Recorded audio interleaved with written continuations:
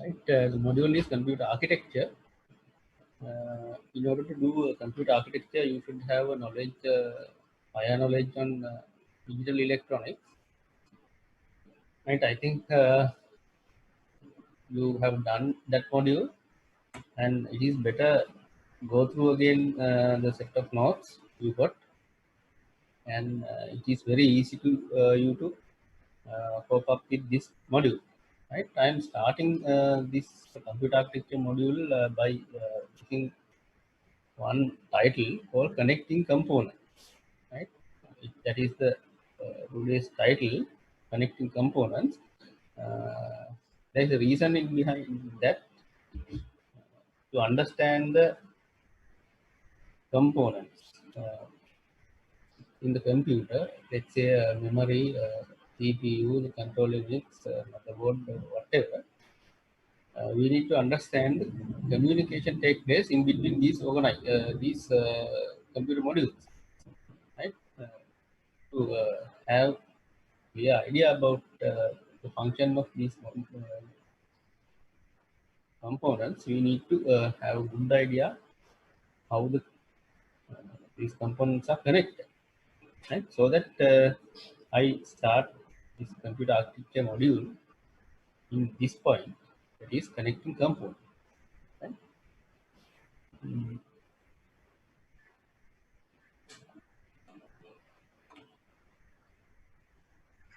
Now, in order to work as a unit, all the components must be connected, right?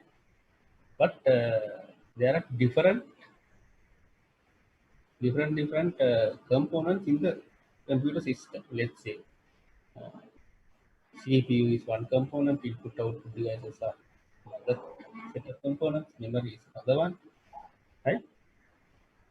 So the thing is, these different types of computer components use different types of connections to communicate in between, right? Not one or single type of connection.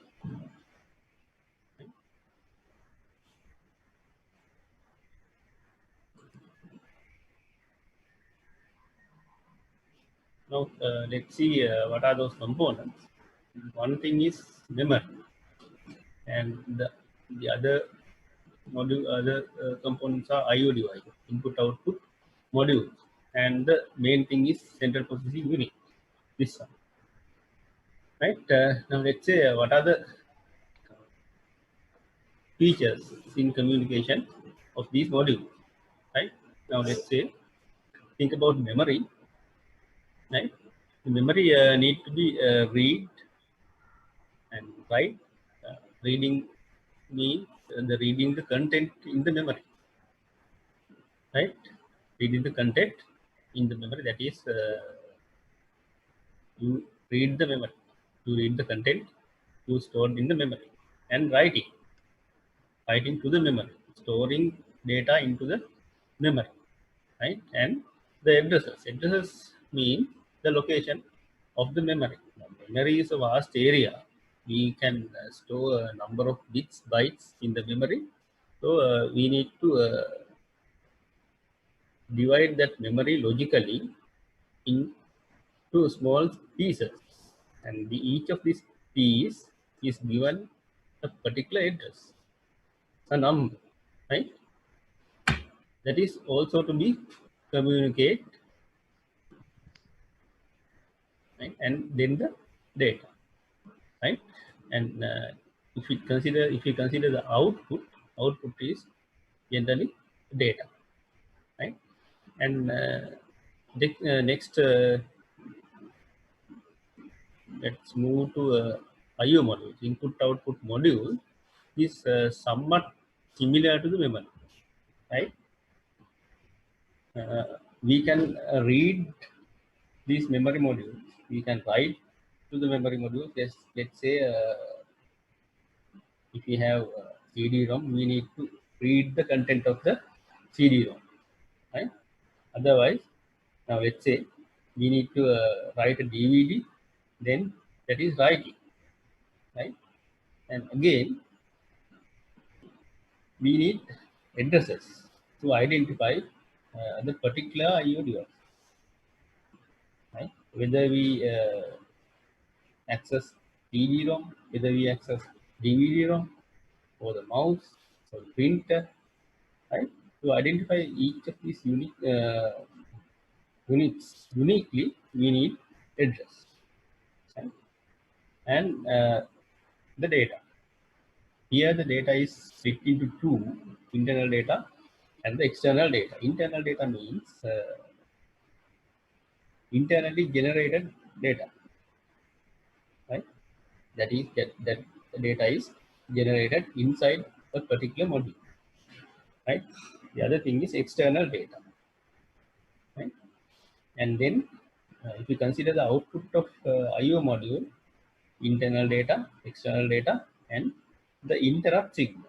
Now, what do you mean by interrupt signal? Interrupting means the request to interrupt the processing. Now, why we need to interrupt the process? Now, let's say processor is engaged in some processing, right? Let's say processor is engaged in doing mathematical calculation, right? It is doing mathematical calculation. While it is performing the calculation, we need to play audio file. We need to listen to music. So that we need to play that file, right? To get done that, we play we play that file by using the mouse click, right? Then we move the mouse, and at the right point we click the mouse, right? In order to communicate the processor with the mouse while engaged in some other processing, mouse need to get the attention of the processor, right? To get the attention of the processor, mouse need to raise interrupt request, right? And after that, if it is possible to treat the mouse, processor will accept the mouse interrupt request and it will grant the attention, right? So these signals are called interrupt signals, right? And then the CPU,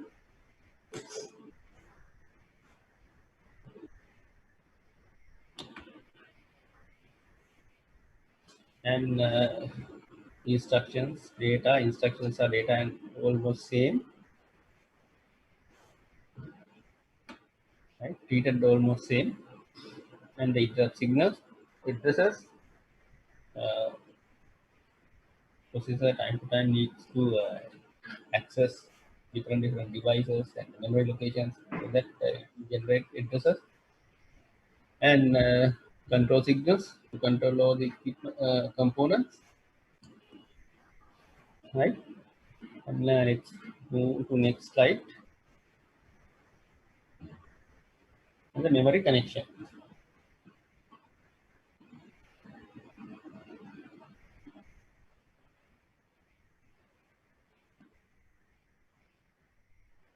Memory connection, it's receive and send data. Receive addresses. Addresses means the locations, memory locations, and receiving control signals, reading, writing, and the timing. Timing signals are very important. I think you have studied these timings signals in digital electronic module.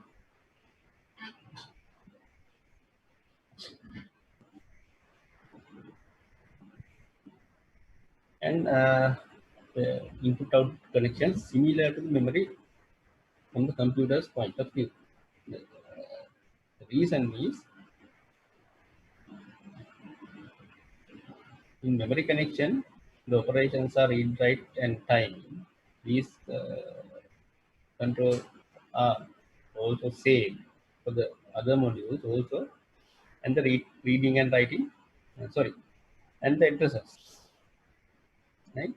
In IO devices are also treated as memory locations, right? They are also given addresses. They are also called memory addresses. right?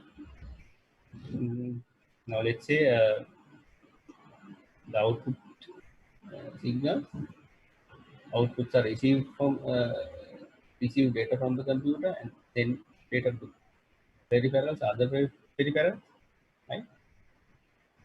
And input to the IO connections is receive data from the peripherals and send data to the computer. These are the input output from the input output connections. And it also engage with control signals. It receives control signals from the computer and sends control signals to the peripheral, right? Where we can see sending control signals to the peripherals, right? The good example is printer. So spinning disk, right? Printer sends some control signals to the computer, right? Paper jam or the paper tray empty, right? Those signals are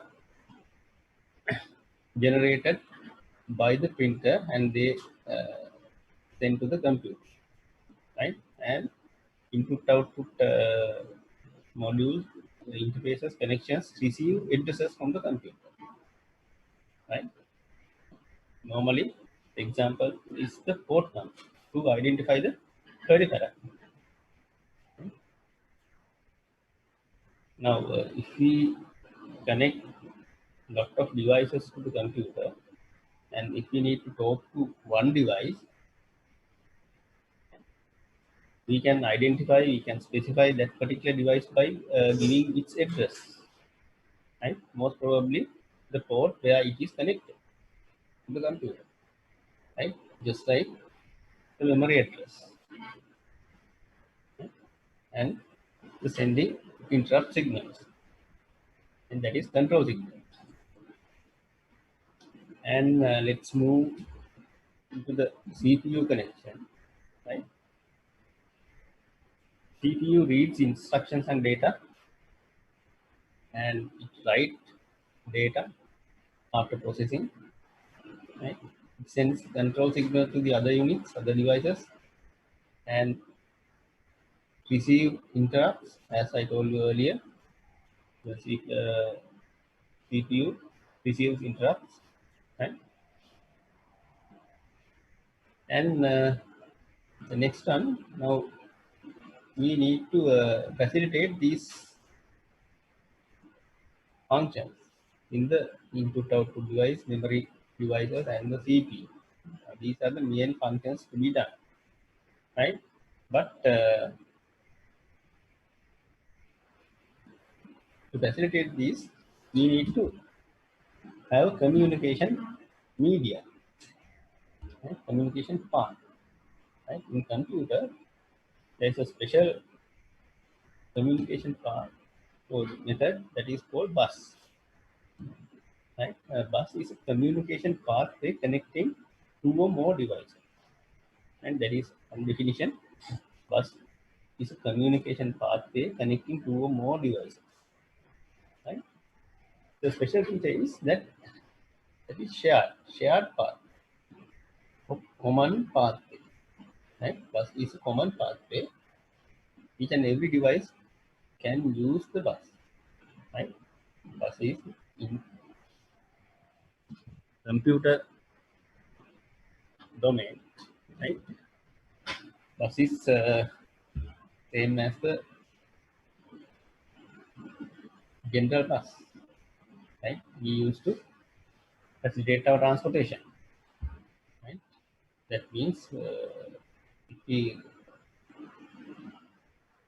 facilitate our transportation by bus, we need to achieve the road and we need to get into the bus where we can achieve, and we can go to the destination or the where we need to go, and we can get down from the bus where we need, right? The function is same in the computer bus, so we need to reach the bus, right? We can get into the bus where we can reach and we can go to the destination. It may be the destination of the first path or somewhere in the middle, right? Anyway, it is a shared among devices, shared communication path, right? Usually use broadcast. Only one unit at a time can transmit over the bus, right? Now, let's say we connect three devices to a same bus, let's say CD-ROM, DVD-ROM, and the hard drive, right? In one time, in one particular time, if the hard drive is using the bus, right, at that time, CD-ROM and the DVD-ROM cannot use the bus, right? Bus should be dedicated to the hard drive, right?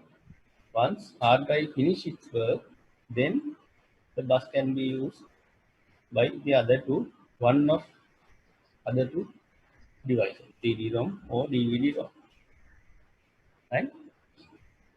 Bus has different components, right? And these components are grouped together. Finally, we can have several components in the bus, right? Those components are address bus, data bus, control bus, and the miscellaneous bus. Can be power bus, signal bus, ground, right?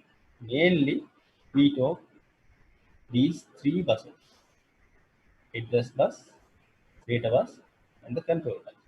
Address bus is used to communicate information regarding the addresses, memory address, the location, to specify location. Now, let's say if we read data, we need to specify the location, right? It can be a memory location or it can be a input-output module, right? So if we write data, it can be again memory location or it can be a device, right? And then the control information, right? To transmit control information, we use control bus, right?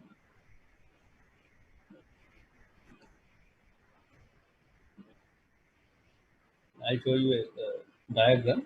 Now see, this is the bus. Let's say this is system bus. It has three different components: control line, address line, and the data line, right? So these data lines together we call data bus, right? And these address bus together we call address lines together we call address bus, and this is control bus, right? Now you can see all the components in the computer are connected to this bus, right? CPU is connected to the bus. Memory, it is also connected to the control bus, address bus, and the data bus, and the memory. Again, right? There are a lot of memory devices are connected. Cache, primary memory, right? Then input output devices. You see, all these devices are connected to the bus, right?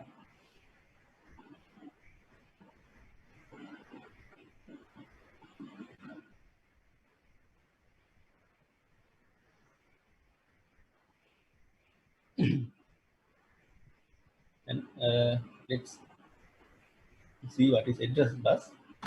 Address bus identify the source or destination of data, right? Source,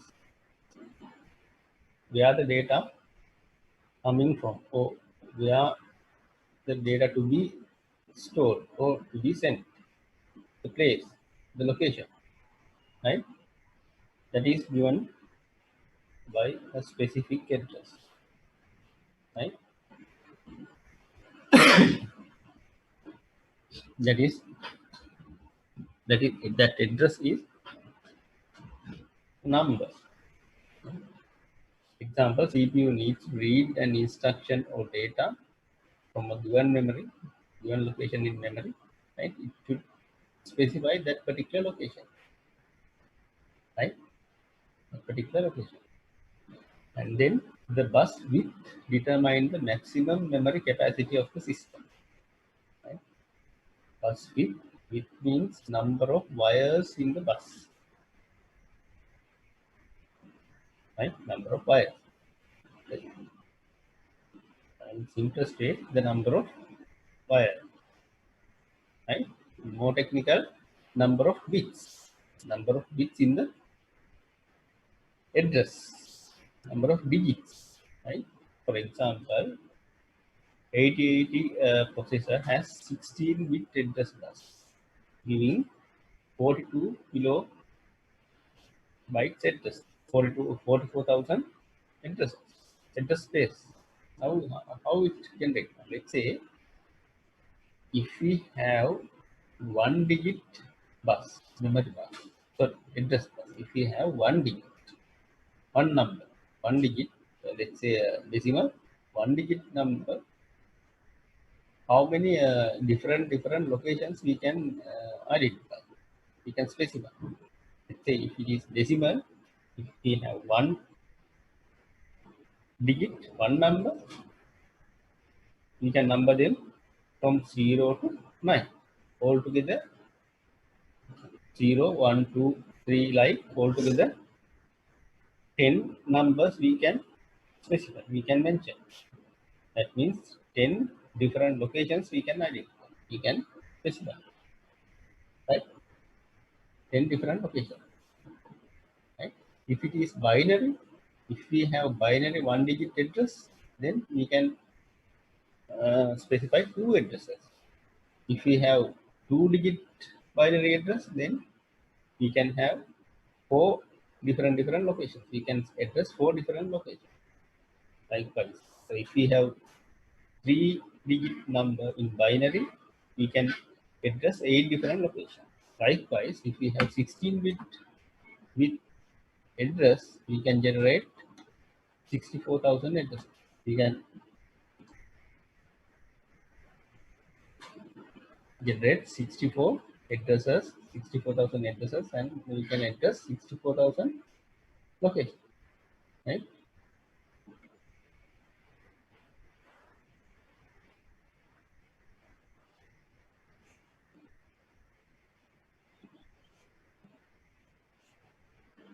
Right. I think it's clear.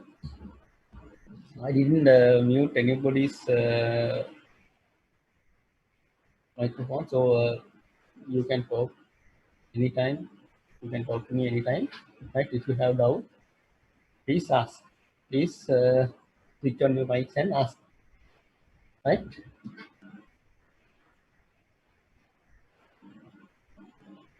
People trying to admit time to time to the meeting room is disturbed. Right, anyway. And the data bus. The data bus carries data items, data units, right? And the data, and there is no difference in between data and instruction in this level, right? All the things, data and instruction, both are treated in the same, right? No different, right? Stored in same, communicate in same way, right? Read in same way, right? Meaning is different, right? Only the meaning, right? All the other things are same, right? The width is the key determinant of the performance, right? Now, let's say it can be 8-bit, 16-bit, 32-bit, 64-bit data, right? Now, if we have 8-bit data bus, then it is somewhat slower than 16-bit data, right? Now, let's say if we have 16-bit address to be transmit, and if we use 8-bit 8 address bus, then it has to communicate 2 times. Right? The other way, if we need to store 16-bit number by using 8-bit data bus, we have to communicate twice instead of one. Right? If we use 16-bit data bus, we can transmit it in single attempt. Right? So the width is a key factor of the performance. Right? And the control bus. Next item is the control bus. It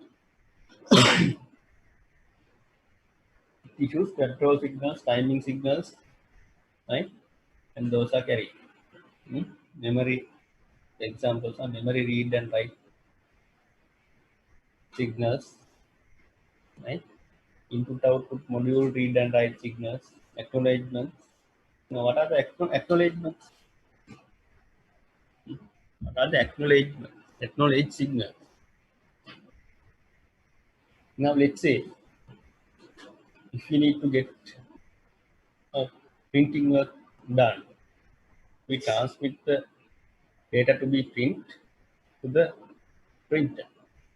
Once we send the data to the printer, we need to confirm whether the printer has received the entire data, entire set of data. If it is not, we have to send the complete set again, right? Now, how we can know this, right? We can know this by using an acknowledge signal.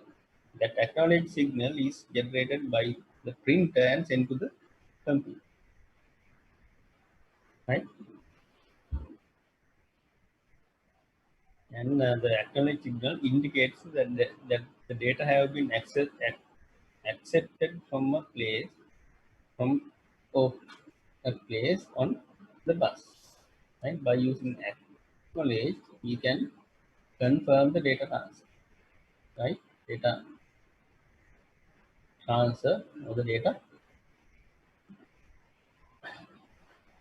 receiving. Control and timing signals are carried, and these signals are for memory. It can be read write. For IO device, it can be again read write and acknowledgement, right? And if it is bus, it can be a bus request or bus grant, interrupt request or interrupt acknowledgement, clock signal, and reset, right? Those are the control bus signals, right? I think you are familiar with these clock signals. You have done these things in digital electronics.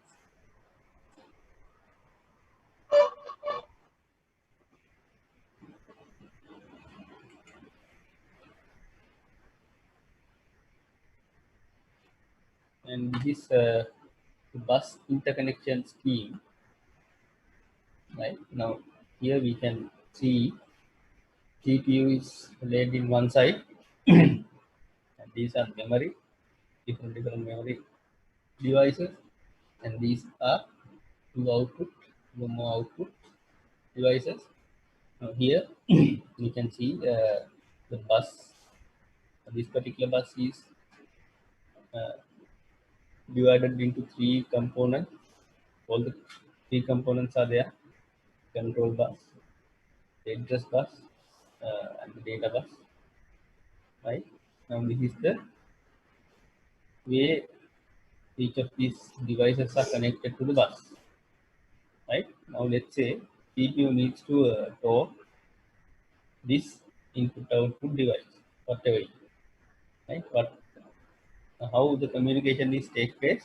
First, CPU generate the address of this bus, right? And it is released to the address bus. Right? While this address is in the address bus and the other devices are connected to the bus, the address can be identified by each of these devices, and this device identify that particular address is its own address, and then it is getting ready to accept the data, right? Once its address is seen on the address bus, it will identify that processor needs to communicate with that, right?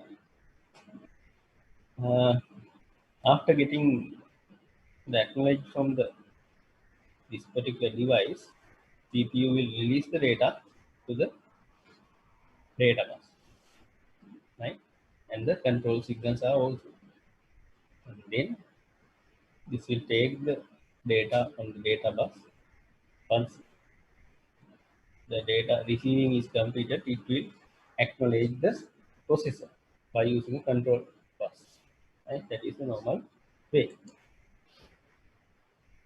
And let's see what are the signal bus problems. Right?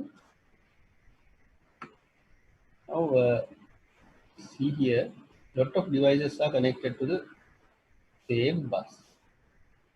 Right? Once the devices are getting more and more, all these devices are using the same bus, right? Then there will be a greater propagation delay, right? That is affected to the performance of the computer, right? Then the data transfer will be getting slow, right? Now, if the number of devices connected to the bus getting more and more, right? The waiting time is also getting more and more. Right? There are so many components waiting for use the bus, and to have a chance one component may have to wait for all, right? So that incident affect to the performance of the entire computer system, right? And the most systems are use multiple buses to overcome this performance problem, right? Again, for the simpliness, to make the simple architecture, people use a single bus, right?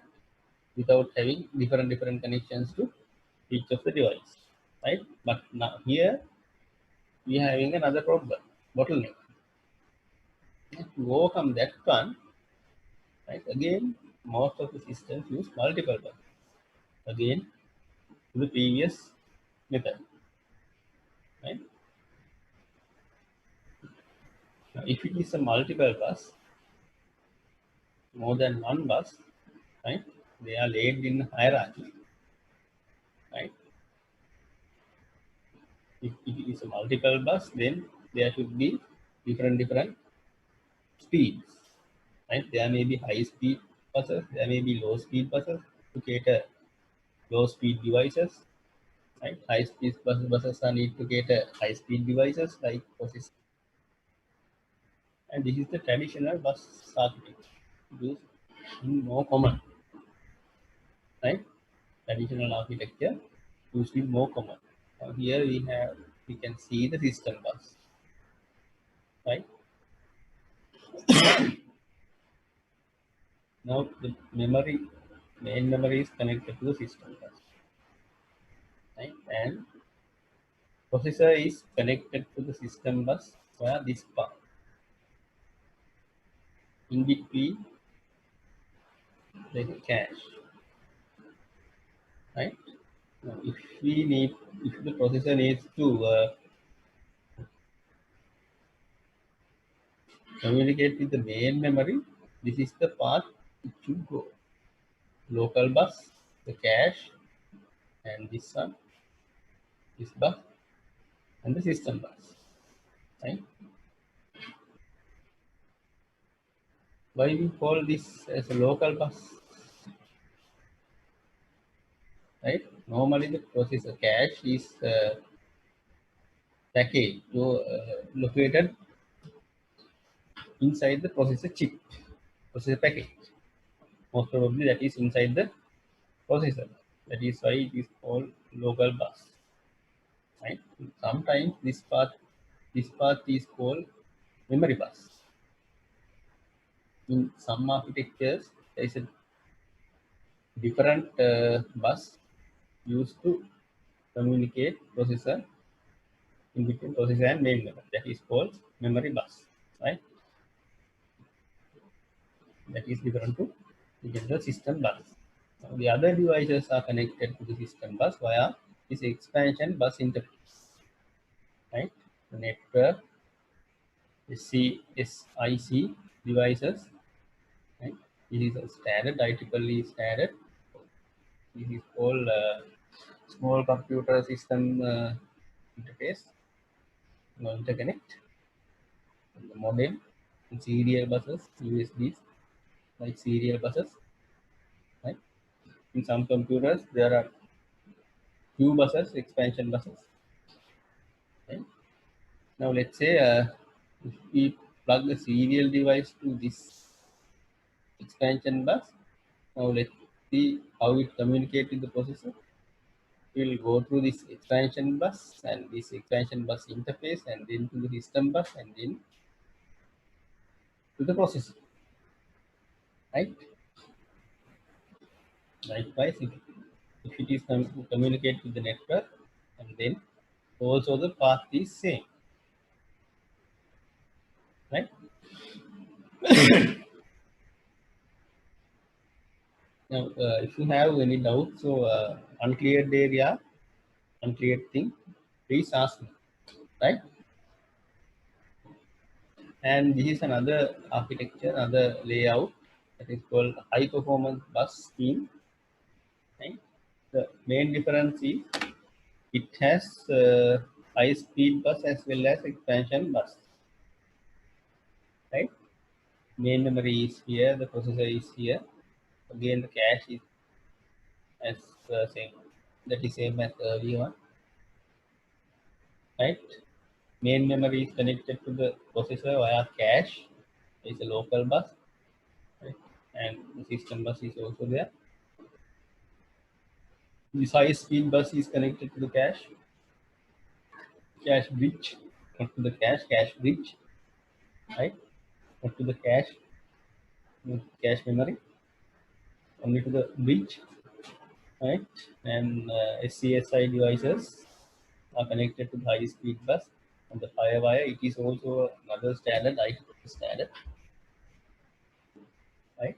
Graphical ports, VGA like devices are there, and the video plan of the high speed devices, and then the expansion bus interface, right? Fax modems and serial devices are connected to the expansion bus, and that is connected to the high speed bus via this interface, right? And the elements of bus design, right? That can be a type, the width, method of arbitration, data transfer type, and the timing. Right? Now let's say what is type? The bus type. Right? The bus type, bus can be a dedicated bus or a multiplex bus. Right? Dedicated means that bus is the function or the use of the bus is dedicated to particular device. Right? Only to that device. To use only to that device. Right? Now shall we move to the next one? Now see this part that is dedicated to the main memory. That part, this part is dedicated to the main memory. And like this, dedicated to only one part, only one device. Now this is not a dedicated part. This is common. What I want to emphasize is it is used by only one device, right? And multiplex.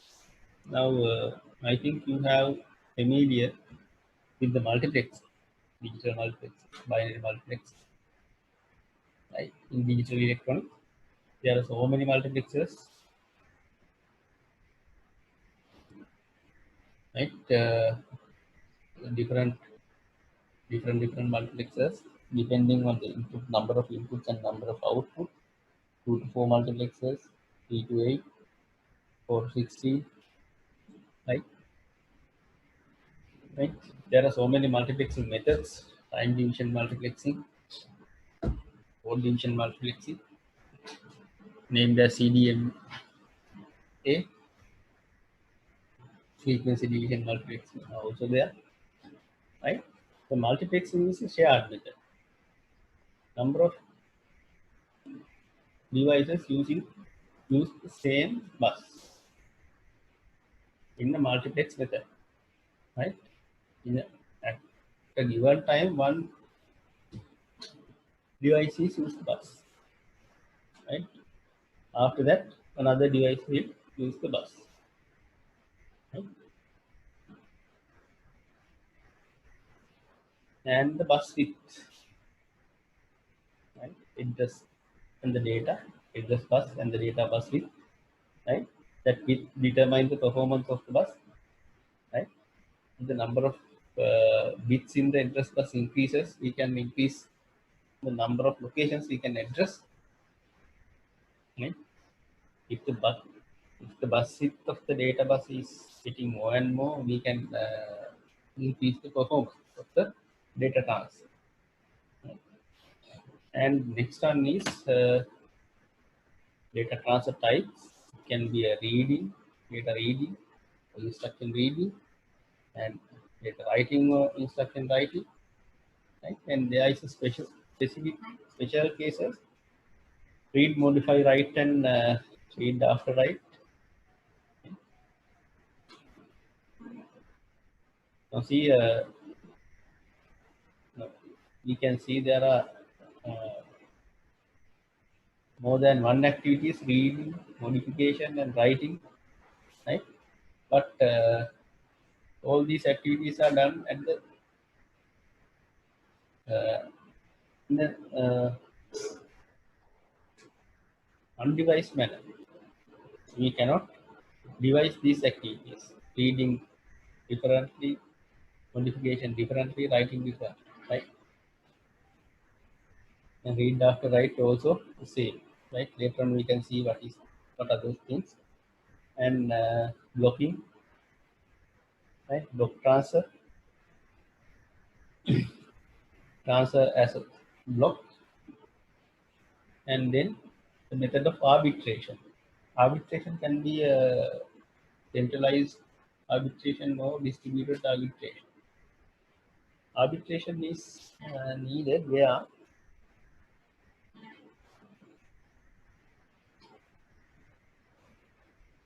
if we have multiple buses, and let's say to control a bus part, there is a device called bus master, particular device. It's a module, maybe a chip on the motherboard, right? That is called, the controller is called bus master. The function or the purpose of that particular device is controlling over the bus. It's a function of the bus. That is called bus master.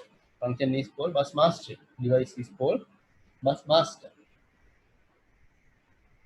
Right? If there are more than one bus, then there may be more than one bus master.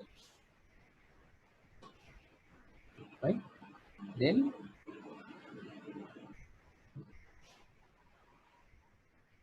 there is another problem: how to coordinate those bus masters.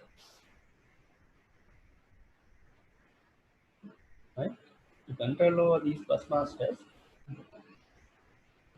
one device, then it is called centralized bus master or centralized arbitration. If there is no centralized controlling, each and every master can control the bus in a coordinated manner, That is called distributed arbitration. Later on we can see what are these things. And then the timing. Timing, two different timing methods are there, synchronous and asynchronous. Right? These things also can uh, see later. Right? We'll see later. And the bus types, right? Dedicated bus, separate and data address lines, data and address line for the devices, and the multiplex buses. Those are shared lines using the same lines for multiple purposes and multiple devices. Right? Multiple devices use the same lines for multiple purposes. Right? Most probably, time multiplexing is there. Time is the limiting factor. Specified time is given to one device to communicate, and after that, same time will be allocated to another device to communicate, right? And after that, the lines are dedicated to some other devices for the same time, same duration of the time. Right? That is called multiplexing and used in multiplex type buses.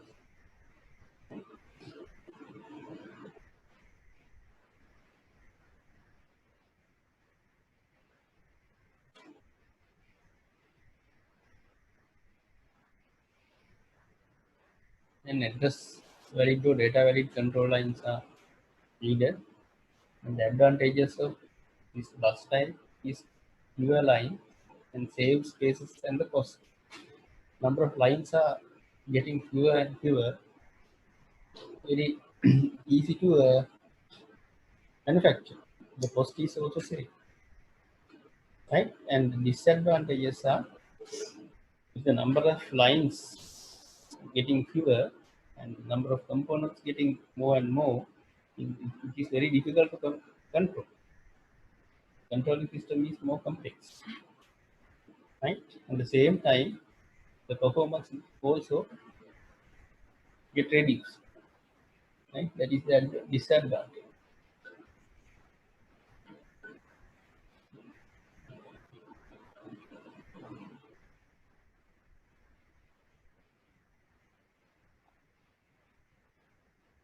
In the bus arbitration, the several modules may need to control the bus, right?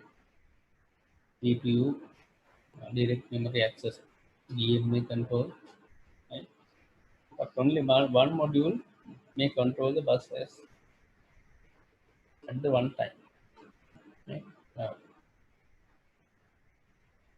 let's say there is a particular bus and many different devices use that bus and to communicate the bus controlling is needed. Right? That controlling part is done by the bus master, right? And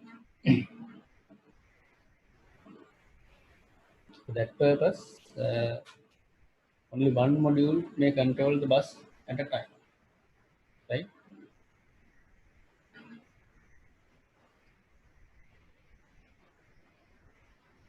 So that if we have different devices communicate, right, using the same bus, time to time, the control should be shifted to one device to another. Then there should be a mechanism to control it. Right? The handing over the controlling is called this controlling is called arbitration. Right? Then this arbitration is two types: centralized and distributed. Right? Centralized arbitration, single hardware device controlling the bus access or the bus control for the arbiter. That is called centralized arbitration. Right? It may be a separate module or part of GPU. Right? And distributed arbitration. There is no central devices. Each module connected to the bus have the control, have the module contain the access to the control logic, right? Control logic is shared. Each and every device can control the bus, but one at a time, right? They act together to share the bus. Right? That is the distributed arbitration. And the timing is refers to the way which events are coordinated, right, on the bus. Right? Again, it is two types: synchronous and asynchronous. Right? Synchronous means all the devices connected to the bus should work together to a given time. Asynchronous mode, that is no such way, right? One after the other, like method is used, right? With the timing diagrams, we can see elaborately.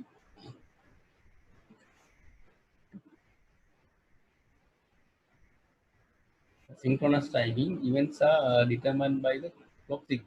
You are familiar with the clock signals, I think. These things are very basic in digital electronics. Clock signals. Bus has a clock light, right? That is, they are in the miscellaneous bus, right? Ones and zero, so equal duration. Now let's see bus signal, clock signal. This this clock signal duration is same duration, right? Is the high voltage area, and this is the low voltage area. This may refers to one, and this may refers to zero. On again, this is one, this is zero, right? This high voltage and low voltage. Okay. Now the duration. This duration is almost same to the second duration. This is one clock cycle, right? One plus clock cycle. This is the high voltage part one divided one is represented by this may this high voltage area, and this is low voltage area, and this is one clock cycle, right?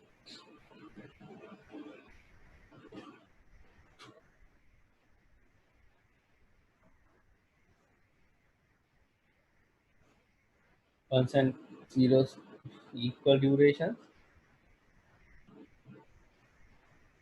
A single 1 to 0 transmission is called a clock cycle or bus cycle, right? One single 1 to 0 transmission, right? Single 1 to 0 transmission is, now here we can see a 1 to 0 transmission. This is 1 and this is 0, right? This is the starting point of 1. This is the ending point of 0, the beginning of the next transition. So from this point to this point, this part is called one clock cycle or one bus cycle, right? This T1 is specified the first cycle. T2 is specified the second cycle. T3 is specified the third cycle, right? And the other lines prefer this timing sequence.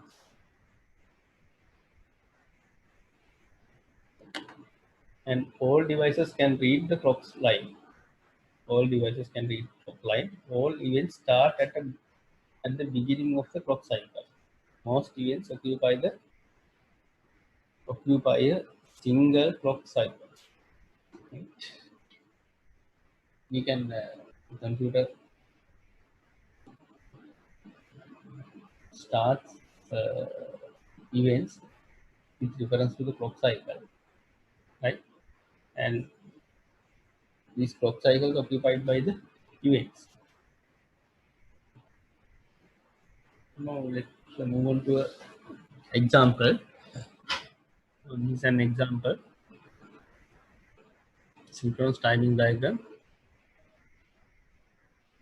Now see, during the first clock cycle, CPU plays the memory address. CPU plays the memory address, and within the same clock cycle, first clock cycle, CPU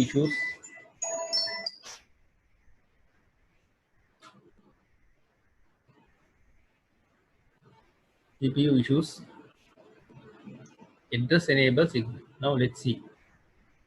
Let's see. Within the first clock cycle, what happened? CPU plays the memory address and CPU issues the address enabling signal. Now this is the first clock cycle, right? First clock cycle. Now this one address line. CPU issues the address line. Now see, from this point it issues the address line, right? It issues the address, and at this point it enables the address. It enables the address. And now see, within this particular clock cycle, this has been taken place. Address lines,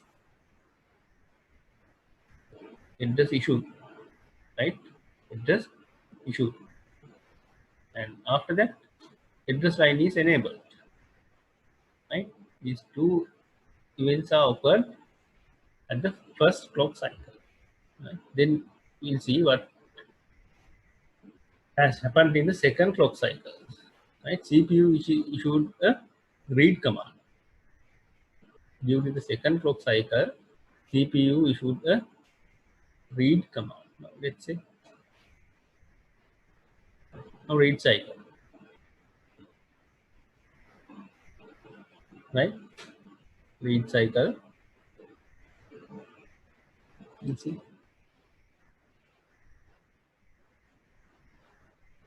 Read command is generated here. Right? Read command is generated here, and the data is placed here. See, from this point, data is placed on the data line. Okay? And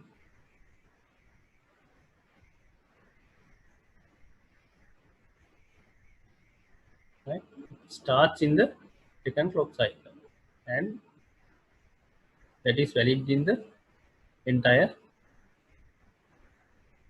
third clock cycle. Right? Now the reading is terminated, or the reading is finished within the third clock cycle. Now, see, this point reading starts and reading ends. From this point reading starts, this point reading ends, right? And during the third clock cycle, memory module places the data on the data line. Memory module places the data on the data line. Data is placed in the third clock cycle. Valid data is here, right? Data is reading from the memory, right? Read line, read cycle, that is occurred in the third cycle, right?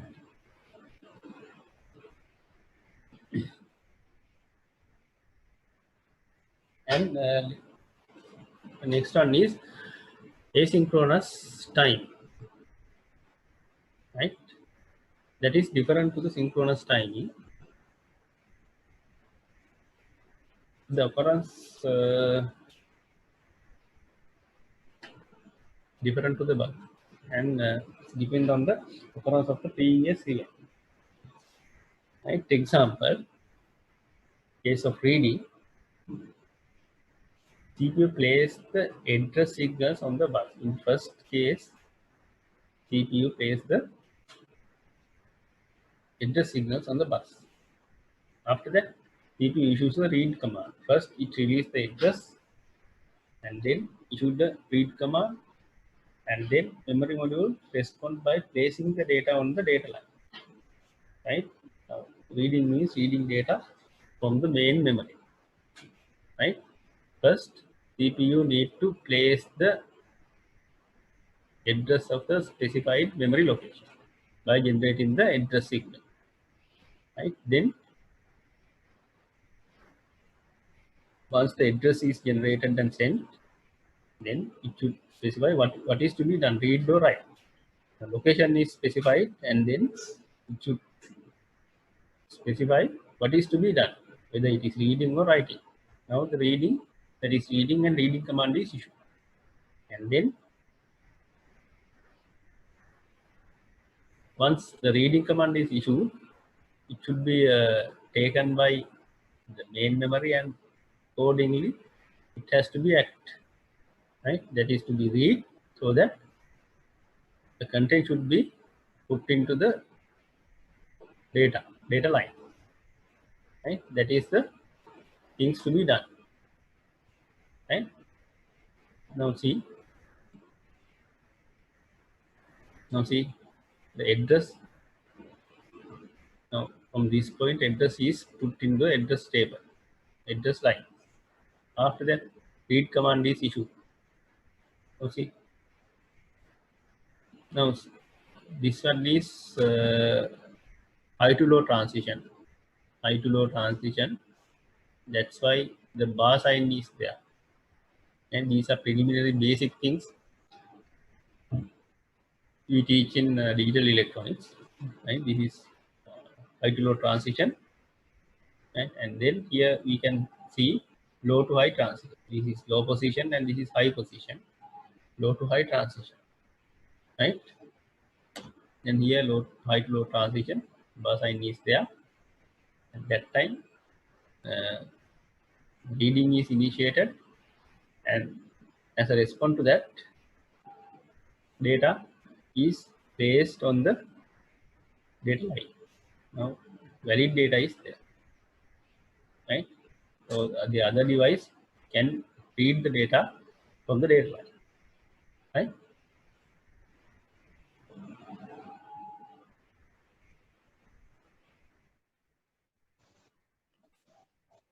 And see what will happen next. Memory module respond by placing the data on the data line, and then acknowledge line is started.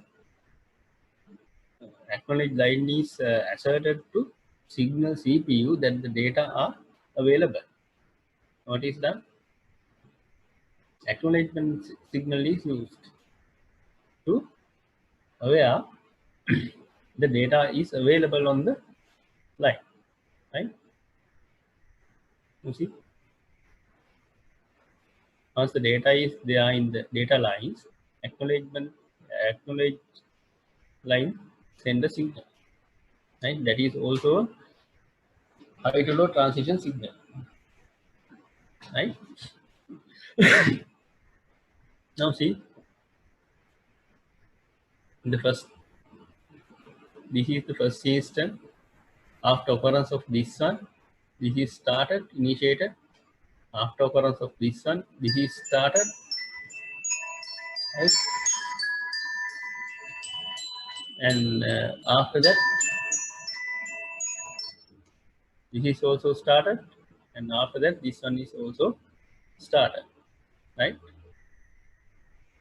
Now, excuse me for a while. I'll have to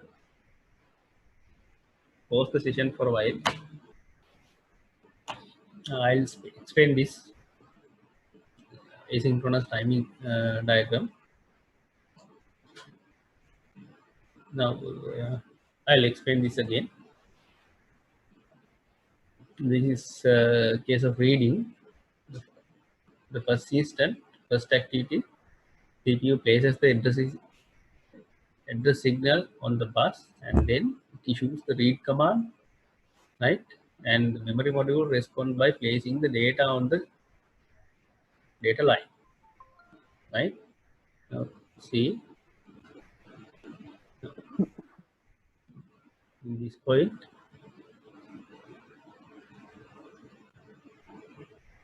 it places the address on the address bus, and after that it issues the read command, right? Once the read command is issued, right, to the response of that read command, the memory module release the data on the data bus, right? You see, data is there, right? And see what happens next. After memory module respond by placing the data on the data line, acknowledge line is asserted to signal CPU that the data are available, right? Now see, the acknowledge is placed by using hyper transition. After reading the data, read signal is deasserted. Read signal is deasserted. This causes the memory module to drop the data and acknowledge the line, right? After reading the data, read signal is deasserted. See what will happen. Now this within this time, data is there in the data line, right? Now see, this data read signal is there. At this point, that is deassociated. The signal is raised to the high position, right? To indicate the reading is finished. Now the data reading is finished, right? No more data reading after this point, right? So the data putting data is now after that data that is finished from this point, right? And CPU release the address information. You see, after that, after this point, address is also released, right? Throughout this time, address is there, right? Once the data lines are vanished, that is finished, address is also removed from the address line, right? Now that is the way. That is the way asynchronous timing occur, right? Now see, one after the other. One instant, there is a second instant, the third, the fourth, fifth, the fifth, sixth, and tenth. Right? Now see, one after the other. Right? And once this incident is over, another activity can be take place. Right?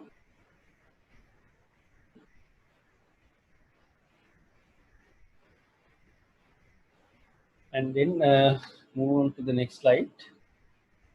Data bus width, not only the data. The wider the data bus, the greater the number of bits transfer at a time. Right? Now, wider the data bus means wider the getting more and more the number of wires. Wider the data bus means number of wires or lines, are getting more. Right? Then it is obvious we can transfer more bits at a time.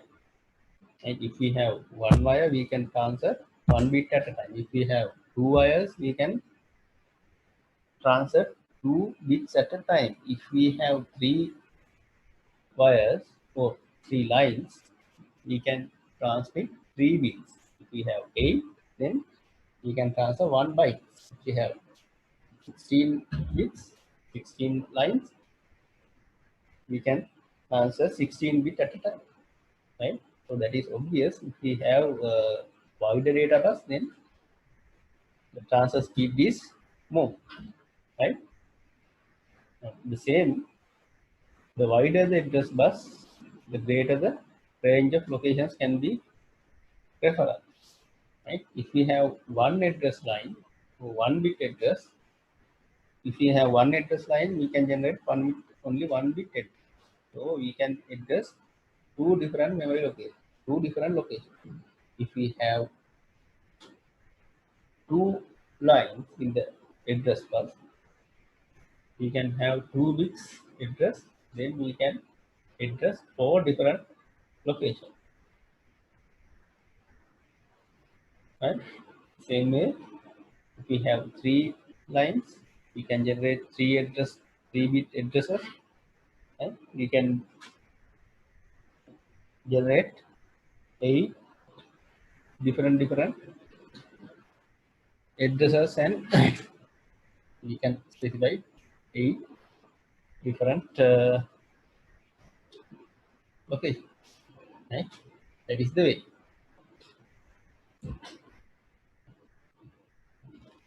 And then the bus data transfer type,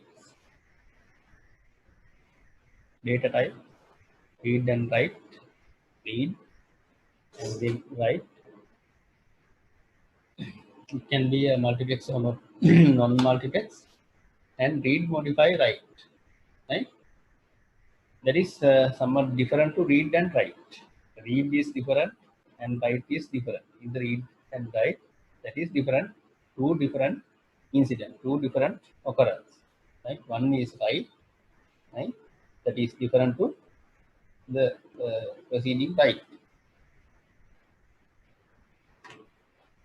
And this one, read, modify, write, that is totally different to this one. Right? Let's see what is that. A read followed immediately by a write to the same method. Read is followed immediately by a write to the same address. That means there are two activities. First one is reading and then writing.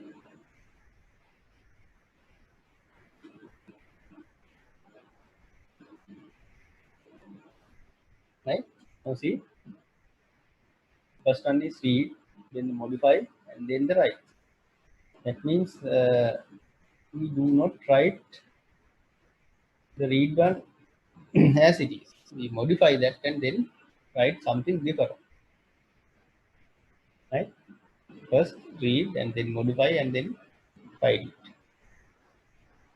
Writing one is writing the data to be written is different to the read one.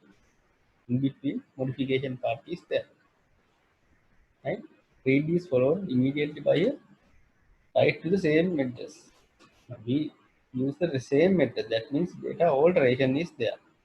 First, we read the data and we alter the data one time, and then we store the same data in the same location. Right? In the first location, different data item is there. Now, after writing, different data item is stored. Right? Used to protect the shared memory resources in the multi-programming space. And the purpose is to protect the shared memory. Right? That means once we read and modify, within that time, the other devices cannot read them. Right? To read that, it should be wait until we write the memory. And the next one is read after write. That is indivisible operation. That means that takes place at once. We cannot divide reading and writing. We cannot divide, right? Read after write. That means first case is writing data, and then that is read. After that, just after writing, that is read. That is used for checking purposes, right? We write data and Just after writing, we read it, and then the block transfer. Block transfer is one address cycle is followed by n data cycles. Within one address cycle, several data cycles are taking place. Now, see this. Now this is the time, right? Time increasing. This is the first cycle. This is the second cycle. This is right multiplex operation. Now see, this is the first. There are two clock cycles, first one and second one. Right? Right. Now this is the multiplex operation. Right.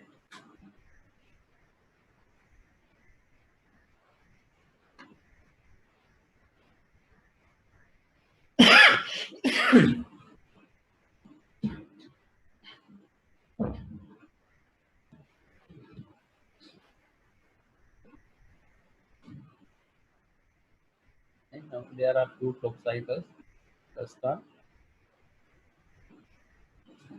This is the second one. Right. Here, data and addresses sent by the master. Data and address are sent by master in the same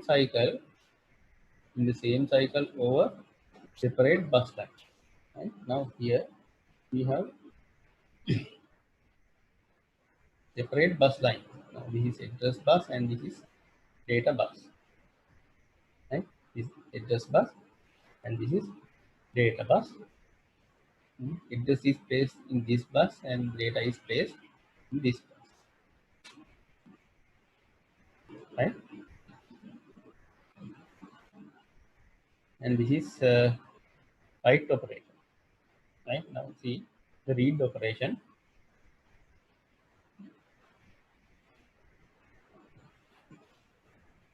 And see the difference. This is a multiplex operation. Right? This multiplex operation. This is the first address cycle and this is the second address cycle. Right? See, this is multiplex operation. This is the wire used. Right? Now first the address is placed. Right? Then there is a time allocated to access. Right? Now once the address is put in the line, right, the particular device, the device specified by the address is info. That is informed. Now the address is yours. Now you should take the data, right? And then after some time, data is placed to the same line. See, this is one line, right? First time, the first cycle, the address is placed, right? And then the device referred by the address is aware that is the communication is belongs to that device. Then it look for data. The second cycle, data is placed to the same line. First time address is put, right, and then address is removed and data is placed. First time address is placed, right. Once the address is placed, the particular device informed that the next time the data will be there. Now it should be ready to accept the data, right. After some time, address is removed and data is placed, right. Then the data can be read by that particular device specified by the address.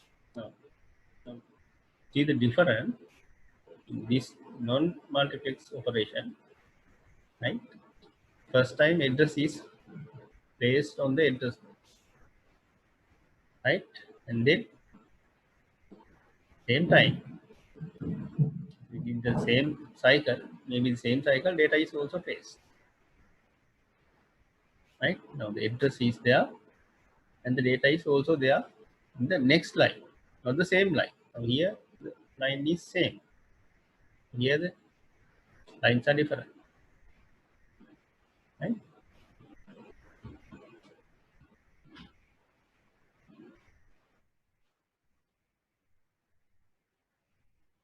And next one, read, modify, write operation. The address is generated and placed, and then read the data, and after modification can be write the data,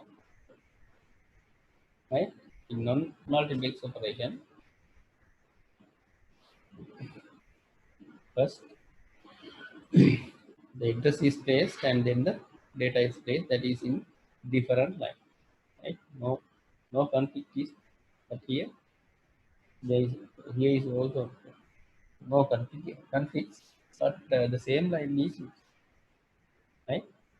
After placing the address, it should be removed. Now here it can be exist for sometimes low, right? Try to read after write. Now see, address is there and write operation is taken place, and soon after that reading of data is taken place, right? In the block transfer, address is there, the case to be read or write, where it should be read or write, and then no more addresses, the set of data is placed, right? First address is placed, and then all the data is placed on the bus, right? Then it may be a read operation or write operation. All the set of this data item will be read or written in the address specified by at the beginning, right? Now this is the block transfer. Now this is read after write operation. I did answer type 2, and this is read, modify, write operation, and these two are normal read write operation, right? That is in multiplex and non-multiplex operation types, right? And next we have to discuss different bus types: ISA, MCA, EISA, right? And DSA, feature, PCI Express, right? We discuss these things later. First, we have to go for theoretical part. These are standards, right? Now, many of these buses are getting obsolete. Only PCI is available now. That is also getting obsolete. Now we have to industries move to PCI Express. Right? No, I think that is studying about PCI Express is enough, right? Without wasting time. Now, if time permits, we will go to that PCI Express and how it works. Right? Now, today's lesson is regarding communication in the computer using buses. Right? Now, we discussed how devices are connected using buses, component of the buses, and the operations, drawbacks, interfaces, problems, right? All the things. And now I'll wind up the session.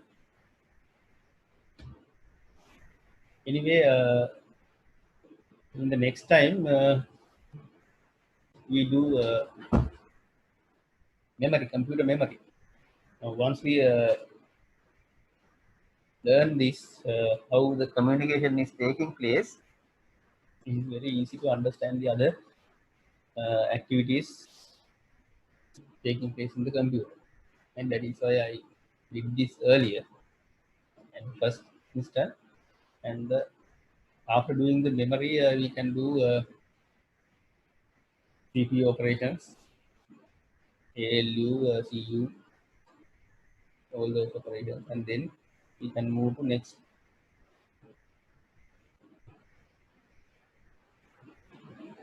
topics, right? Anyway, now if you have any doubts, you can ask, right?